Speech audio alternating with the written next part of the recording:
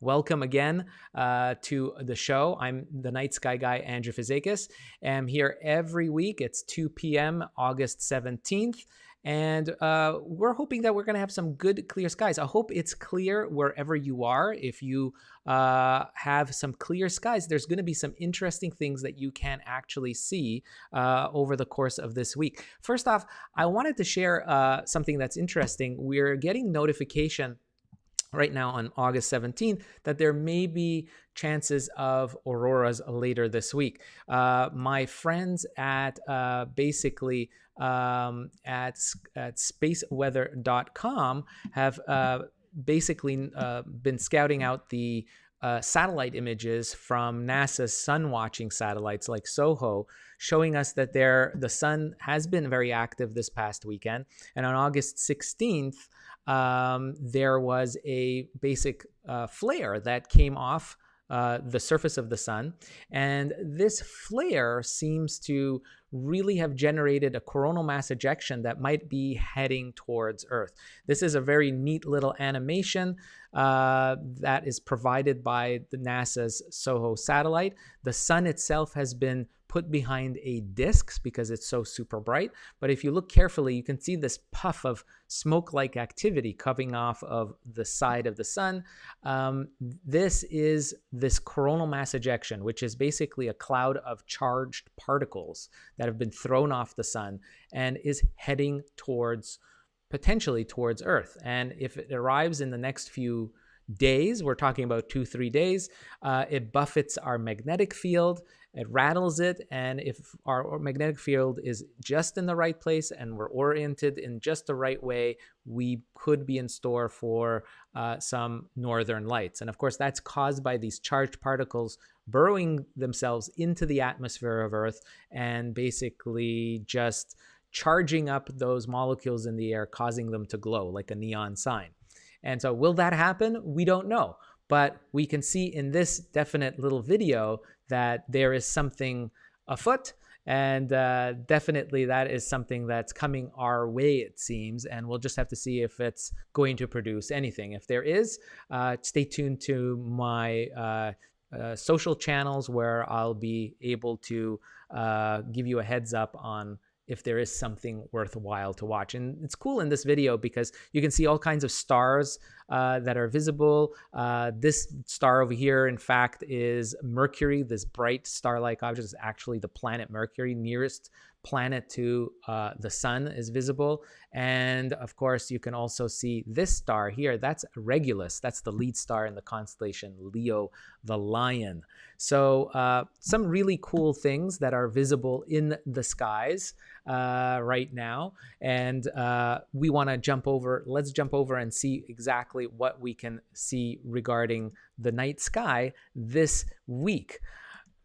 So I've got the skies set up here for after darkness falls anytime this week. And what's so special, particularly this week, we're going to be looking at deep sky stuff. Stars, star clusters, gas clouds, things like that are really at its best this week. Why? Because the moon is out of the way for most of the sky, evening sky. So the moon generally is something that for sky watchers can be really amazing and a lot of fun, a great guidepost. If you've seen me in the past years, I've been a big proponent of being able to use the moon as a guidepost for finding things in the sky, starting to learn at least the brightest constellations, bright stars, even potentially some deep sky objects like star clusters and things like that. But deep sky objects, what I mean by that are objects that are beyond the solar system. And they tend to be fainter simply because they're so far away. They're literally light years away, sometimes millions of light years away in the case of galaxies. And they also tend to be diffuse and low contrast. So their light is spread out over a larger area of the sky. And so they make it a little bit more challenging to be able to observe, even with binoculars and telescopes. So to get your best views of deep sky objects, objects that are beyond the solar system, it's really great to have the moon out of the way of the sky. And this week, coming up on the week of August 17th, the moon will be out of the evening sky for most of the week, leaving behind particularly dark skies that are perfect for looking for deep sky objects. So really, in terms of one of the most famous things that are out there is like the Milky Way Galaxy. To be able to see our home galaxy, which is home to about it's an island of stars for about 400, 500 billion stars. And our sun is one of them. We're embedded inside the Milky Way, and we see it as an arc, as a band of light that stretches over in the overhead skies. And so this time of the year, especially in the Northern Hemisphere, this is a favorite to be able to see that band of light stretching over the evening sky. And if I zoom out in this view, you can see clearly that most of the sky in this dome-like representation, but you can see that stretch of diffuse light right across the center of this representation. That is our Milky Way Galaxy. It's one of the spiral arms of the Milky Way Galaxy, and the central hub, the downtown core of the Milky Way Galaxy, is located in the southwest skies. So if we zoom in on the southwest, one really great way right now for especially those of you that are totally new to the night sky and learning about stargazing is using two planets to guide you in finding out about this region, basically exploring this region of the sky. So looking towards the southwest, now I'm located in Montreal, Canada, which is about the 45th latitude north of the equator. I'm about halfway to the North Pole from the equator in latitude. And so that's what the setting is. And it's pretty much the same setting for most large metropolitan areas in the Northern Hemisphere. We'll get something similar to this. It might be the height of the objects might be a little bit different. And if you're in the Southern Hemisphere, of course, the orientation will be different too. But the objects that are relative to other objects are going to be about the same. So Saturn and Jupiter are going to be dominating the evening skies. Jupiter will be the brighter of the two star-like objects. I'm zooming in here. You can see there's Jupiter and there is Saturn, and you'll see a whole slew of other objects. And when I zoom in, that's what all that stuff is being peppered with objects everywhere. I'm going to set this so that it's a little bit less peppered there with things. And what you'll notice is that there's Jupiter and there's Saturn. But what's very interesting in the southwestern sky this time is, of course, the Milky Way. And a really good guidepost on any year, any time, any particular year, is what's called the Great Celestial Teapot. And I'd love for you guys to, this is a challenge out there for this week, is see if you can actually spot not just the Milky Way, but also this Celestial Teapot star pattern. And it's really embedded in the constellation Sagittarius. That's where all the action is happening. As you can see, the mythological hoofed character from ancient mythology, Sagittarius. And part of that is marked by this configuration of stars that looks like a giant teapot. So let me just zoom out a little bit so it's less confusing for people. And you can see here's the handle of the teapot. Opposite here is the body there of the teapot. Then the spout is down here, and the lid of the teapot is marked right up here. So what you've got here is a giant star pattern that happens to form what looks like to the human eye is a giant teapot configuration in the night sky.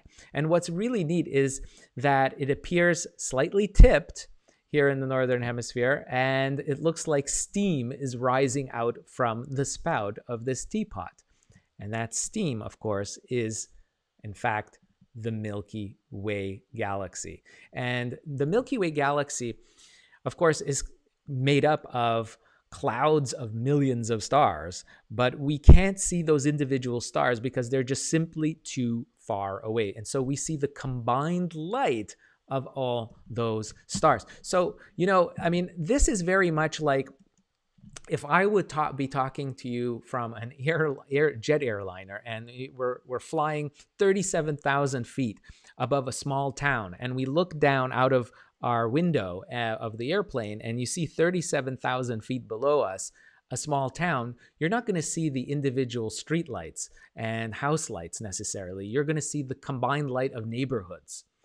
And that's the same effect that's happening when we're looking at the Milky Way galaxy, is we're seeing the clouds, the combined light of clouds of stars, millions and millions of them. And they are really crazy far away. I mean, this area down where the teapot is, by the way, is the central core, the downtown hub of the Milky Way galaxy. And that is where all the action is. Earth, where we are, and the sun are kind of in the humdrum suburbs, in the outer suburbs of the Milky Way spiral galaxy. And we're looking towards the core of our own home galaxy when we're looking towards this teapot configuration. And there's a general glow. If you have a dark enough sky, you'll notice that this area is really glowing very brightly. And if you take just a pair of binoculars and you span this, just cruise around this area, it's chock full of amazing stuff. Star clusters, gas clouds. There are so many things to see, especially if you have a small telescope. This area is fantastic just off of the teapot. And if I zoom in, and let me see with my software, I can set to show deep sky objects. There we go. Let's see if we can do that. So I'm going to zoom out here. Hold on. And we'll zoom in, and you'll see here a whole slew of objects being pinned by this software. And a lot of these are very familiar for stargazers. For instance, the Lagoon Nebula here is a fantastically bright object. It's very easily visible through binoculars. And I can show you, it's an exquisite gas cloud where stars are born, basically. That's what you're looking at here, is baby stars embedded in a gas cloud. And they're not that old. We're talking maybe a few million years old. And that's not long, because most stars live for billions of years. And they're kind of embedded in this gas, making the gas glow around them. And it's just a beautiful sight, especially through astrophotography. If you're like this, you'll see a lot of details. Now, by looking with the human eye in live views through a telescope, you're not going to get live views looking with the human eye, but you'll see a grayish, ghostly version of that with just the a small telescope. And if you're looking at it with binoculars, you'll be able to see this faint little patch glow. And there's a lot of other ones, like the Trifid Nebula above it. That's another one. The Sagittarius star cloud, the Omega Nebula, Eagle Nebula. These are all well-known objects to backyard skywatchers that absolutely love this kind of stuff. And it's all for the taking, really, just off the side of this teapot configuration. So this teapot configuration is really the guidepost for you. And on any dark sky this time of the year, it's perfect. And for those of you that are real beginners in learning about the night sky, it's neat because Saturn and Jupiter are going to act as a wonderful guidepost. You can't miss Jupiter as the brightest star-like object in the south this time of the year right now, and Saturn as well. And with the moon out of the way on the week of August 17th, it's really the perfect time to start exploring with binoculars. Just get outside, let your eyes adapt to darkness. Make sure you have no lights shining in your face. Turn down the porch lights, or go to a municipal park where there you can get some good cover, maybe shade from direct lights from bushes, or you can use tree lines or buildings as a shade from direct lights, and let your eyes adapt to the darkness, and you'll be able to see a lot more. Just with a pair of binoculars, you'll be able to find some of these beautiful deep sky objects as well.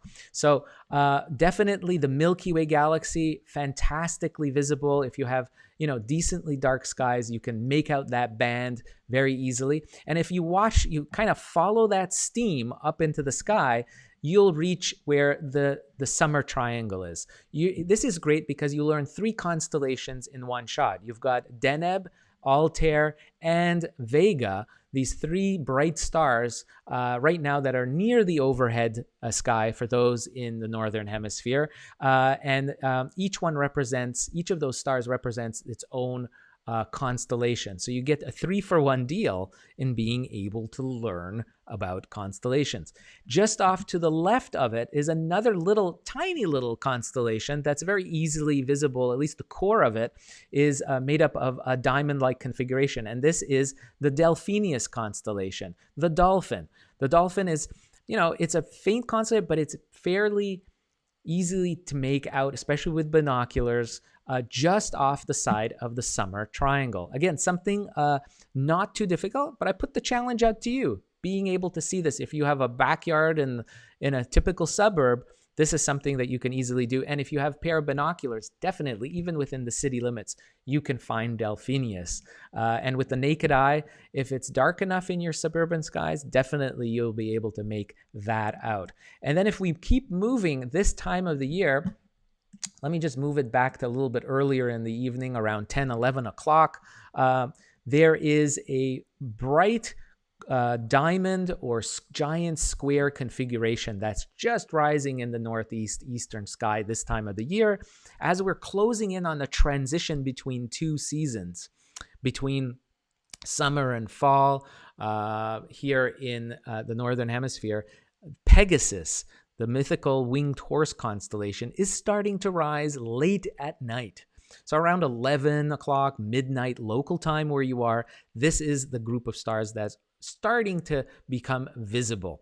And it will rise higher and higher, earlier and earlier in the evening as we progress into fall and late fall. It'll be prime time high up in the sky around very civilized stargazing time around mid-evening after darkness falls. So just as a heads up that this will be coming, we'll be talking a lot more about Pegasus in the weeks and months to come, but it's already rising in the east. So you can check that out, and it's really neat. And just underneath it, as a great guidepost, is another super bright star-like object. And in this case, we're talking about Mars. Mars is embedded in the constellation Pisces, the fish, and it is rising due east late at night, around 11 o'clock, midnight time. You'll see it rising in the east, this brilliant, ruddy orange star.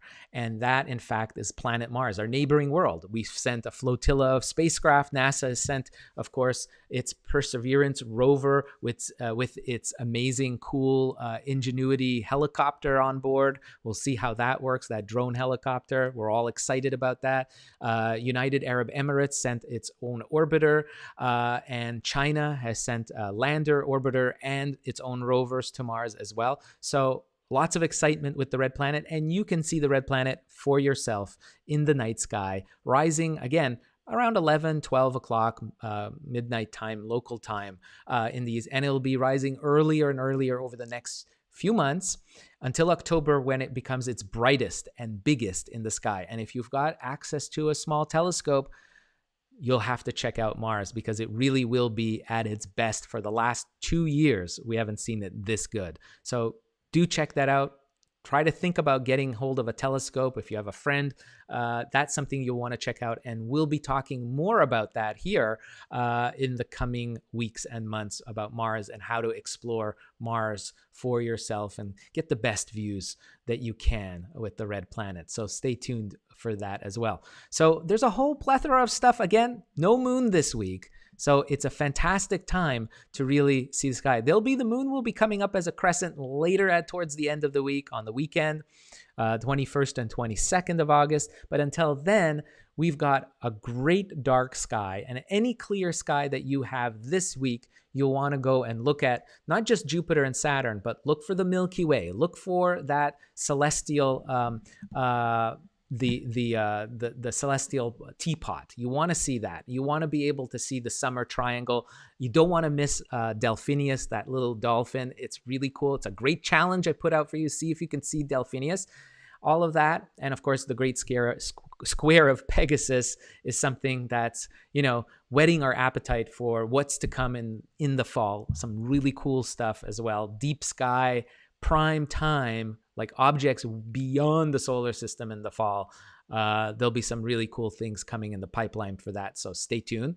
I hope you enjoyed this episode. Of course, if you like this video and you'd like to see more, I invite you to please subscribe to the channel, support the Night Sky Guy, and hit that like button, and also make sure you get hit the notification as well bell, so that you can get notified immediately when I put up my next video. Thank you so much for your support. It means a lot, and I hope you're staying safe and healthy. And until next time, I wish all of you guys, of course, clear skies. Bye-bye.